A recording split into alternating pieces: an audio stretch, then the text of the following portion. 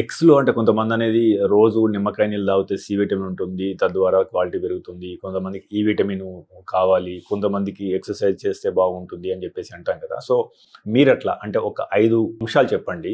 తద్వారా egg quality పెరుగుతుందని చెప్పడానికి. బ్యాలెన్స్డ్ డైట్ అనేది తీసుకుని అందులో యాంటీ ఆక్సిడెంట్స్ అంటాము. అవి ఏంటో చెప్తాను. మీరు చెప్పినట్టు వైటమిన్ సి ఉన్న ఫుడ్ అంతాను. అంటే ఏంటి, మన బత్తాయిలు, మన లైమ్ జ్యూసు, లేకపోతే మన ఆమ్లా అంటాం చూడండి, పెద్ద ఉసిరికాయలు, వాటిల్లో యాంటీ ఆక్సిడెంట్స్ ఉంటాయి. And coloured vegetables and coloured fruits అంటాం. ఏంటి, టొమాటోలు, వాటర్ మెలన్, ఆకుకూరలు, కొంచెం నట్స్, వీటన్నిటిలోనూ యాంటీ ఆక్సిడెంట్స్ ఉంటాయి. కానీ కేవలం యాంటీ ఆక్సిడెంట్స్ తీసుకుంటే ఎగ్ క్వాలిటీ పెరుగుతుంది అన్నది చెప్పడం కరెక్ట్ కాదు. బేసిక్గా అక్కడ మంచి ఎగ్ ఉండాలి, దానిని హెల్త్ కొంతవరకు ప్రోత్సహిస్తాయి. కానీ ఆ genetic health of the egg అనేది అది మన పుట్టుకతో వస్తుంది. సో దానిని మనం పెద్దగా మార్చలేము.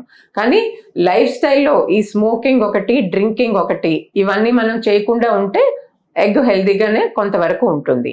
తర్వాత total body weight, body mass index అంటాం. ఇది మనకి ఒబిసిటీను బాడీ మాస్ ఇండెక్స్ ఎక్కువగా ఉంటే బాడీ అంతా ఒక ఇన్ఫ్లమేటరీ స్టేట్లో పోతుంది. అలాంటప్పుడు కూడా egg quality, uterus lining quality మనకి ఎఫెక్ట్ అవ్వచ్చు. సో బాడీ వెయిట్ మన హైట్కి కరెక్ట్గా ఉంచుకోవాలి. 62 లక్షల మంది ప్రజల్లో మెడ్ ప్లస్ బ్రాండ్ మెడిసిన్స్ కి మారడం వలన 915 కోట్ల రూపాయలు సేవ్ చేసుకున్నారు. అదే మెడిసిన్స్ అదే క్వాలిటీతో 50 to 80% డిస్కౌంట్లు.